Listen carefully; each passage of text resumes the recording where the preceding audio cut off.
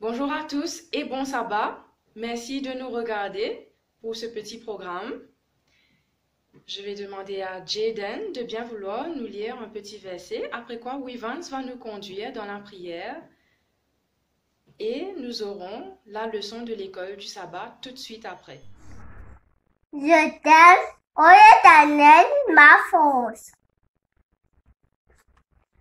Son 18, verset 2.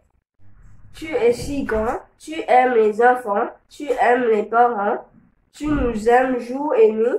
Enseigne-nous ta parole à travers ton école du sabbat et que nous soyons sages et attentifs au nom de Jésus. Amen. La leçon de cette semaine nous parle de la prière. On va voir comment est-ce que n'importe quand, n'importe où, nous avons la possibilité de prier et c'est quelque chose d'extraordinaire que de pouvoir courber la tête et fermer les yeux, joindre les mains pour prier quand on veut. Et nous allons voir comment Jésus, lui, il aimait prier. Et avant de commencer, je vous invite à courber la tête avec moi. Nous allons faire une courte prière pour demander à Jésus de nous aider à être attentifs. Seigneur Jésus, veuille ouvrir nos cœurs, nos oreilles, afin que nous puissions être attentifs à la leçon que tu as pour nous ce matin. Au nom de Jésus, Amen. Alors, est-ce qu'il y a un endroit où vous aimez bien aller, où c'est tranquille, où vous aimez y aller pour prier? Moi, j'aime bien prier dans ma chambre. Ça pourrait être un endroit à la maison ou à l'extérieur, dans le jardin. Ça pourrait être dans une cabane, dans une tente. Ça pourrait être simplement dans votre chambre. Mais il est important d'avoir un endroit où nous aimons aller pour prier. Si vous n'avez pas encore un endroit où vous priez, je vous encourage à aménager un coin de votre maison pour désormais prier quand vous pouvez, le matin, le soir, avant d'aller dormir, n'importe quand pendant la journée. Alors, qui s'est déjà réveillé avant le lever du soleil? Comment c'est dehors? Il fait noir, n'est-ce pas? Il fait sombre. Alors, nous allons lire dans Marc, le chapitre 1er, le verset 35, excusez-moi. Marc, chapitre 1er, verset 35. Vous allez demander à vos parents de vous aider à lire. Vers le matin, pendant qu'il faisait encore très sombre, il se leva et sortit pour aller dans un lieu désert où il pria. On parle de qui ici? On parle de Jésus, bien sûr. Jésus se levait très tôt le matin pour aller dans un endroit tranquille pour prier. Alors vous allez vous poser la question, mais pourquoi Jésus avait-il besoin de prier? Alors réfléchissons à quelque chose. Je vais faire une petite comparaison pour vous aider à comprendre pourquoi est-ce que nous avons besoin de prier. Lorsque nous avons une voiture, nous avons besoin de mettre de l'essence, n'est-ce pas? Si on continue de rouler sans jamais remettre de l'essence, refaire le plein, la voiture va tomber en panne. Elle ne va plus redémarrer, n'est-ce pas? Et les téléphones portables, je sais que vous n'en avez peut-être pas, peut-être lorsque vous serez plus grand, mais je suis sûre que vous savez de quoi je parle. Lorsqu'il n'y a plus de batterie sur le téléphone, il s'éteint, n'est-ce pas? Et que faut-il faire? Il faut recharger le téléphone. Et nous aussi, en tant qu'être humain, nous avons besoin de refaire le plein, de nous recharger. Alors, il y a plusieurs façons de le faire. Il y a la nourriture. On doit s'hydrater, on boit beaucoup d'eau. Il faut bien manger, des repas équilibrés, n'est-ce pas, pour reprendre des forces. Nous avons besoin de bien dormir. Une bonne nuit de sommeil nous aide à être en forme le lendemain, n'est-ce pas? Mais nous avons aussi besoin de prier. Nous avons besoin de prier parce que lorsque nous prions, nous disons tout ce que nous avons sur le cœur et Dieu nous écoute. Lorsque nous parlons à Dieu, Nous pouvons lui raconter nos soucis, nos problèmes. Nous pouvons aussi le remercier pour tout ce qu'il fait pour nous. Nous lui racontons ce qu'on a fait, ce qu'on prévoit de faire, ce qu'on aimerait qu'il nous aide à faire. On lui parle de nos amis. Et lorsqu'on fait tout ça, on se sent soulagé. Et c'est notre façon à nous de refaire le plein, de nous recharger. On appelle ça se ressourcer. Alors, c'est important d'avoir cette connexion avec Jésus pour que nous puissions nous sentir bien et que Jésus puisse toujours rester dans nos cœurs. Alors, nous avons vu dans ce verset que nous venons de lire que chaque matin, Jésus se lève très tôt. Le matin, c'est si tranquille, n'est-ce pas?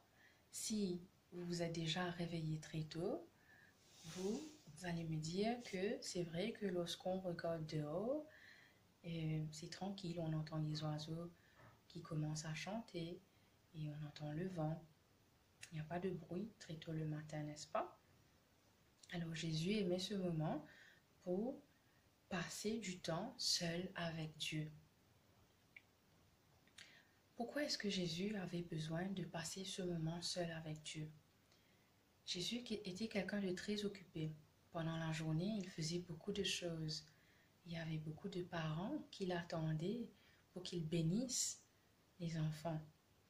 Il y avait beaucoup d'enfants qui l'attendaient pour qu'il raconte des histoires. Il y avait des malades qui l'attendaient pour les guérir. Il y a des gens qui étaient simplement là, qui l'attendaient pour prêcher parce qu'ils aimaient écouter Jésus. Alors, pour faire tout ça, Jésus avait besoin de force et d'énergie, n'est-ce pas? Et il avait besoin de rester connecté avec son Père pour avoir la possibilité de faire tout ce qu'il avait à faire pendant la journée sans être fatigué et pour que Dieu lui donne toujours la force de continuer. Alors, et lorsque nous sommes en difficulté, lorsque nous sommes contents, lorsque nous sommes malades, lorsque nous sentons que nous avons besoin de bénédiction, lorsque nous sommes fatigués, il nous faut trouver un moment pour parler à Dieu, demander à Jésus de nous bénir, de nous protéger, de nous ressourcer, de nous donner la force, le courage. Nous devons prier pour nos amis, pour nos parents. Alors, on nous apprend dans la leçon cette semaine-ci que nous ne devons pas hésiter à prier à n'importe quel moment de la journée. Dieu nous encourage à toujours lui parler et à n'importe quel moment, que ce soit le matin, avant de prendre le repas, un moment pendant la journée, ça peut même être à l'école, pendant que vous voyagez en voiture, dans les vannes scolaires, dans le bus, n'importe où. Si vous êtes fatigué, vous avez quelque chose à dire à Dieu, si vous avez des soucis, il ne faut pas hésiter à parler à Jésus parce que Jésus, il est là pour nous écouter. Alors, la leçon à retenir, c'est que nous pouvons parler à Jésus n'importe quand, n'importe où. Avez-vous appris votre verset à mémoriser? Le verset à mémoriser cette semaine se trouve renfermé dans le livre de Jérémie. Jérémie, le chapitre 29, le verset 12.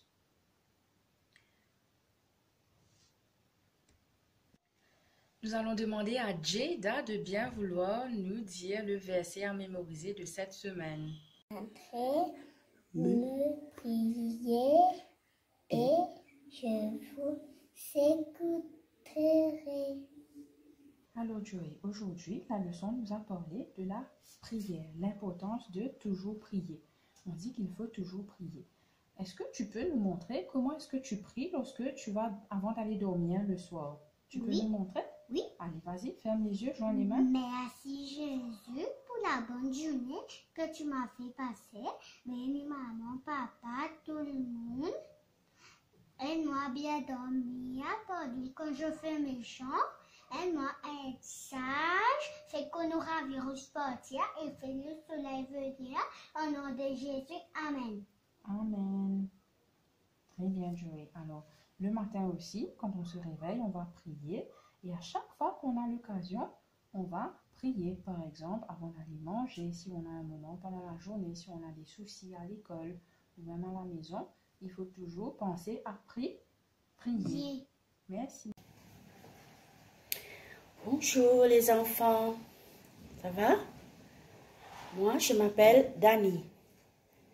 Vous vous souvenez, la dernière fois, je suis venue vous parler de la langue des signes. Je vous ai expliqué que la langue des signes, c'est un moyen de communication pour les sourds. Comme nous utilisons la voix, eux, ils utilisent les signes pour communiquer. Alors, la langue des signes, c'est une langue complète, comme n'importe quelle langue, comme le français, l'anglais, l'allemand, l'italien. C'est une langue avec un vocabulaire, des phrases, on fait des phrases complètes, on peut s'exprimer au pluriel, au présent, au passé.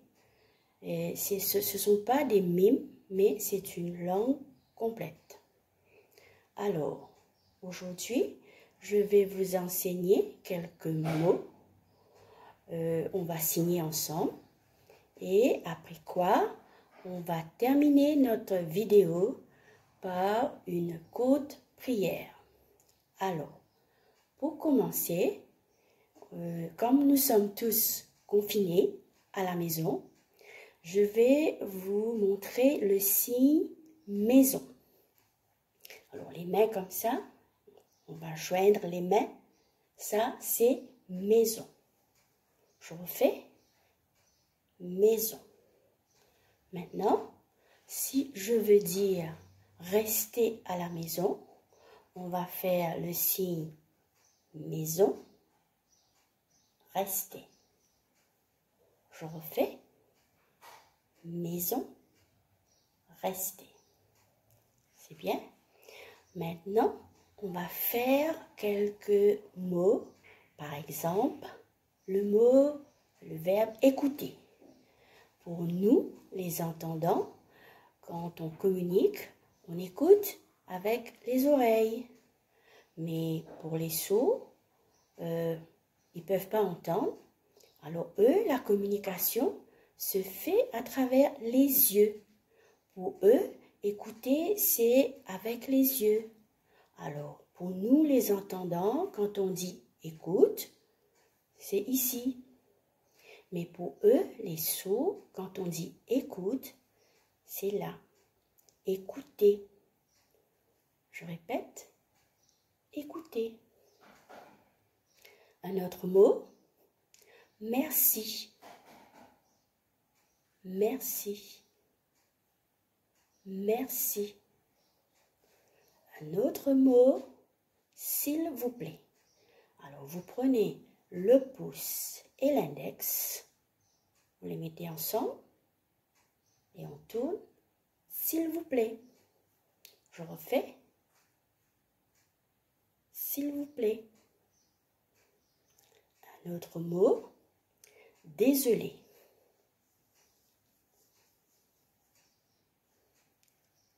Je refais, désolé.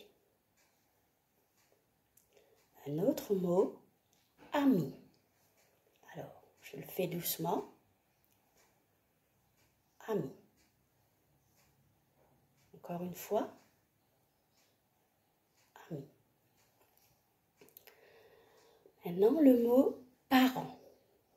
Alors, vous prenez la main, vous placez auprès de la joue et de votre menton. Parent.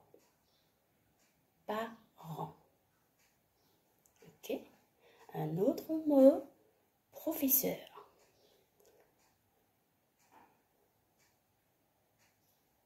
Je refais, professeur.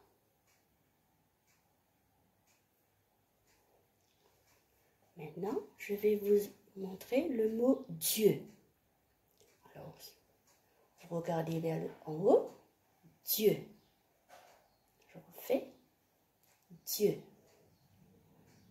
Puisque on a appris le mot Dieu, allons aussi apprendre le mot Jésus.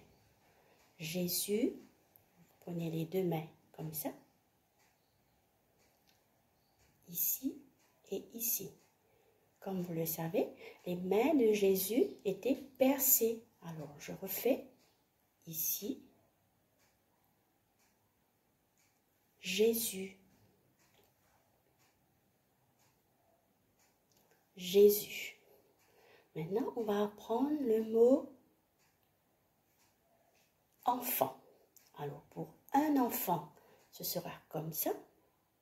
Pour les enfants, ce sera comme ça. Alors, on va apprendre les enfants. Encore une fois. Maintenant, le mot prière.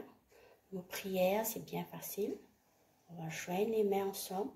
Ça, c'est le mot prière. Et puis, nous, c'est comme ça. Nous. Ok? Alors, je vais répéter tous les mots que j'ai dit avant. Je vais dire maison, rester, écouter, merci, s'il vous plaît, désolé, ami, parent, professeur, Dieu, Jésus, enfant, nous et prière. Encore une fois, maison, rester, écouter, merci, s'il vous plaît, désolé, ami, parent, professeur, Dieu, Jésus, enfant, nous et prière. Alors, j'espère que vous avez bien compris. Pour terminer notre vidéo, on va faire une courte prière que je vais faire dans un premier temps. Et vous allez regarder et puis on va le faire ensemble. Alors, on commence. Écoute, ô Dieu, car nous sommes en prière. Bénis nos amis, parents et professeurs. On va le refaire. Écoute tes enfants, ô Dieu, car nous sommes en prière. Bénis nos amis, parents et professeurs. Amen. Nous allons maintenant passer un moment à chanter. Je suis sûre que vous connaissez les chants, alors vous allez chanter avec nous. Le premier chant qu'on va prendre, c'est « Ma couronne est prête ». Ensuite, nous allons prendre le chant « Pose ton doigt sur ton nez » et après, nous irons du côté du Canada où les cousines et la tati de Joey et de Meloé vont vous interpréter un chant. Le chant « Pose ton doigt sur ton nez ». Allez, vous êtes prêts? 1, 2, 3, 4, 5, 6.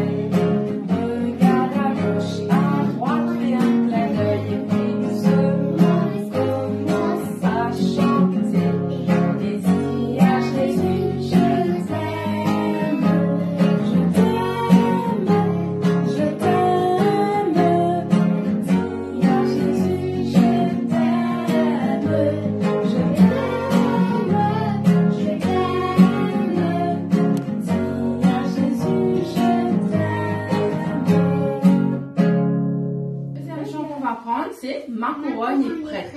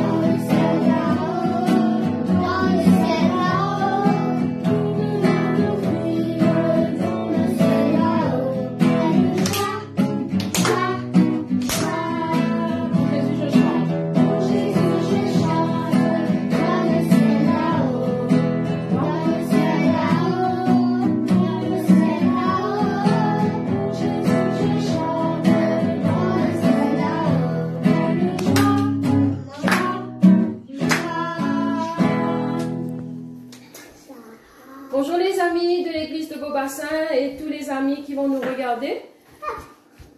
Aujourd'hui, Hailey, Kelsey et Trevor vont vous interpréter la chanson Praise Him.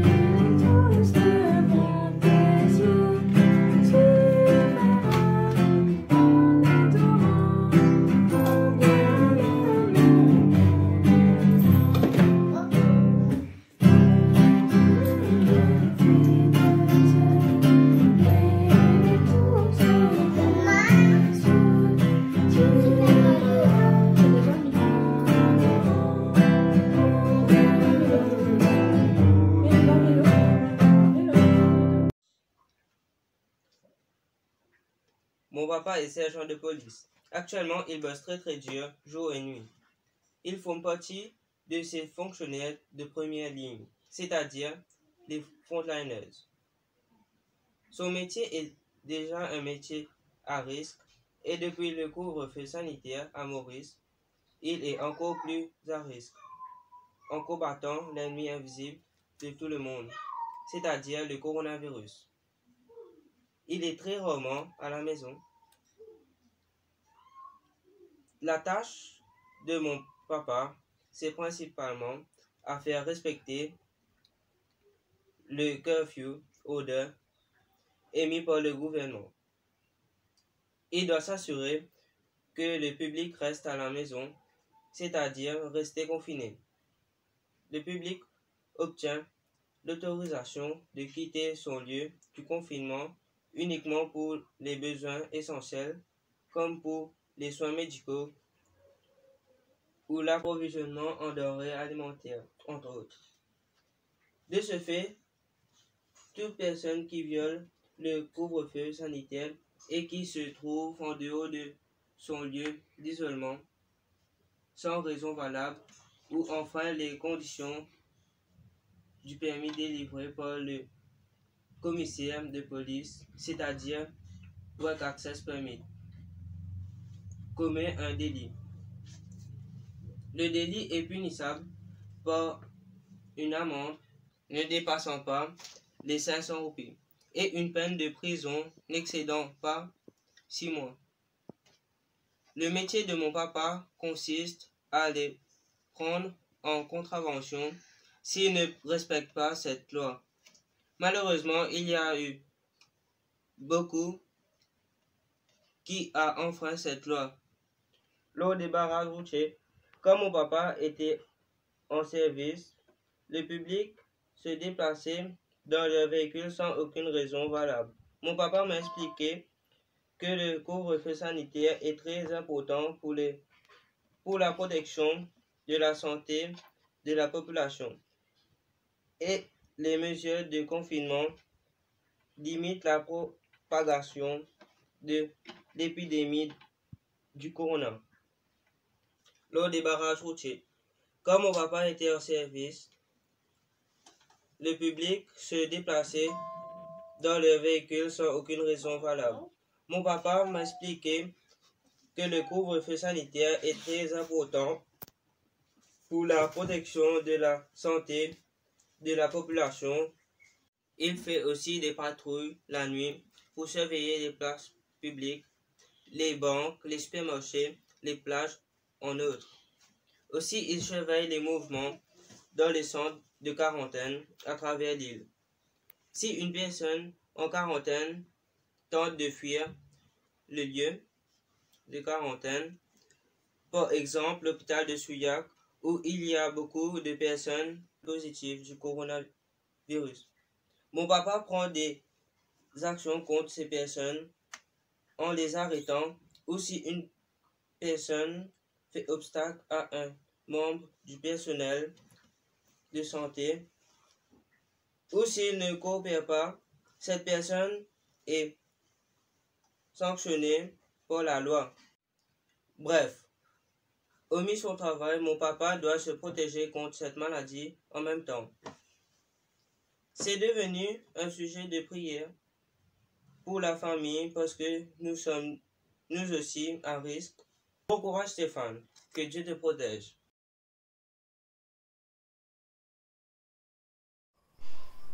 Bonjour les enfants, je suis Marie-France, je travaille dans une clinique et je suis sage-femme.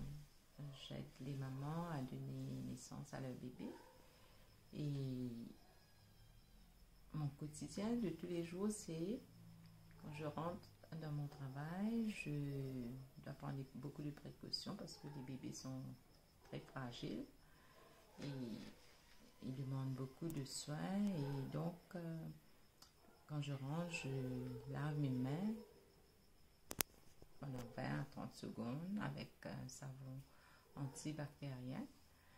Je dois porter un masque, je dois mettre des gants, je dois couvrir mes cheveux, tout ça pour pouvoir les protéger parce qu'ils sont très vulnérables. Et comme on vit dans une situation bien difficile en ce moment avec le corona, comme vous connaissez tous ce mot-là, le coronavirus, donc on doit protéger les bébés, et parce que les bébés sont très très fragiles. Et donc en rentrant de chez moi, avant de rentrer chez moi, je prends une douche et je rentre chez moi, je dépose tous mes affaires à l'extérieur et puis je relave mes mains encore, malgré que j'ai pris une douche, mais je relave mes mains 20-30 secondes et je rentre chez moi avec ma famille qui est confinée. Je ne dois pas m'approcher d'eux trop près, je ne dois pas aller faire de bises, tout ça, vous voyez, c'est très difficile pour moi comme pour eux. Et avant de préparer la nourriture, tout ça, le repas, je dois relaver les mains, je dois prendre beaucoup de précautions parce que j'étais comme si très proche avec les bactéries, tout ça, donc je dois prendre beaucoup de précautions. Et comme vous voyez, vous aussi à la maison, il faudra que vous vous occupez de vous, vous prenez beaucoup de précautions, vous vous lavez les mains régulièrement et puis il faut que vous ne vous approchez pas trop près les uns des autres. Il ne faut pas sortir pour un oui, pour un non, dehors. Et puis, comme vous avez la chance de rester en famille avec vos parents, donc il faut profiter de cela, jouer, amusez-vous, faites plein d'activités. Et puis aussi, il faut prier, il faut chanter, il faut prier pour nous, surtout nous qui travaillent pour s'occuper des malades, pour s'occuper des bébés. Donc, il faut prier pour nous. Donc, je vous demande de faire attention à vous et de profiter de ce moment de confinement, de rester en famille. Et bon courage et merci. Au revoir les enfants.